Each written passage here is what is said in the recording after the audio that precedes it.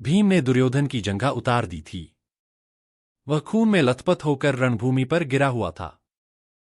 बस कुछ ही समय में दम तोड़ने वाला था, लेकिन भूमि पर गिरे हुए ही उसने श्री कृष्ण की ओर देखते हुए अपने हाथ की 3 अंगुलियों को बार बार उठाकर कुछ बताने का प्रयास किया।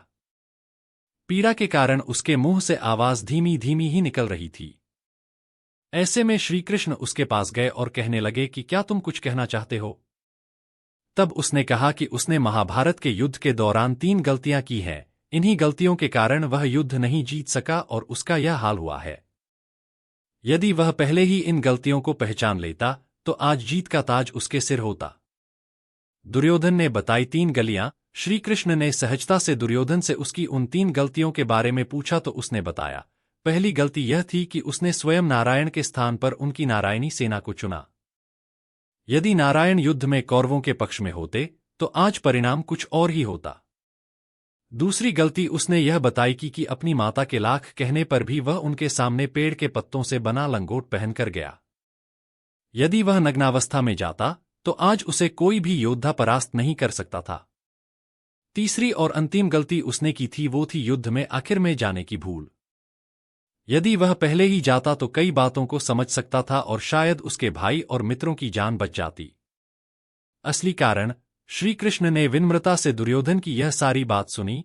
फिर उन्होंने उससे कहा, तुम्हारी हार का मुख्य कारण तुम्हारा अधर्मी व्यवहार और अपनी ही कुलवधू का वस्त्राहरण करवाना था। तुमने स्वयं अपने कर्मों से अपना भाग्य लिखा। श्री कृष्ण के कहने का तात्पर्य यह था कि तुम अपनी इन 3 गलियों के कारण नहीं हारे, बल्कि तुम अधर्मी हो इसलिए हारे। यह सुनकर दुर्योधन को अपनी असली गलती का एहसास हो गया। भगवान श्री कृष्ण कभी भी कौरवों के साथ नहीं होते। यह उनकी ही लीला थी कि दुर्योधन ने उनकी जगह उनकी सेना को मांग लिया। दूसरी बात यह कि दुर्योधन का शरीर का वह गुप्त अंग भी यदि वज्र के समान हो जाता तो भी उसे मारने की युक्ति ढूंढ ली जाती, क्योंकि सबसे कठिन तो जयद्रथ को मारना था, फिर भी उसे मारा। तीसरा यह कि यदि दुर्योधन युद्ध में पहले होता या आखिरी में, इससे कोई फर्क नहीं पड़ता, अंत में हार तो कौरवों की ही होना थी। अधर्मी थे कौरव। कर्ण सहित सभी कौरव पक्ष के लोग अधर्मी ही थे। कर्ण ने भी भरी सभा में द्रौपदी का अपमान किया था और उसने भी कोई कम पाप नहीं किए थे। अब सवाल यह उठता है कि कौरव पक्ष में गुरु द्रोणाचार्य और भीष्म जैसे ज्ञानी कई महारथी लोग थे, फिर भी उनके पक्ष को अधर्मी कहा गया। ऐसा क्यों? दरअसल जो सत्य का साथ देता है उसे धर्मी और जो असत्य का साथ देता है उसे अधर्मी कहा जाता है। भीष्म निश्चित ही विद्वान थे, लेकिन उन्होंने धर्म का साथ न देकर वचनबद्ध होने के कारण सिर्फ सिंहासन का साथ दिया। भीष्म ने अंबिका और अंबालिका की भावनाओं को कुचलकर जो कार्य किया वह अमानवीय था। भरी सभा में जब द्रौपदी को निर्वस्त्र किया जा रहा था तो भीष्म चुप बैठे थे। भीष्म ने जानते बुझते दुर्योधन और शकुनी के अनैतिक और छलपूर्ण खेल को चलने दिया। भीष्म ने ऐसे कई अपराध किए थे जो किसी भी तरह से धर्म द्वारा उचित नहीं थे। पांडु के जंगल चले जाने के बाद धृतराष्ट्र को सिंहासन मिला।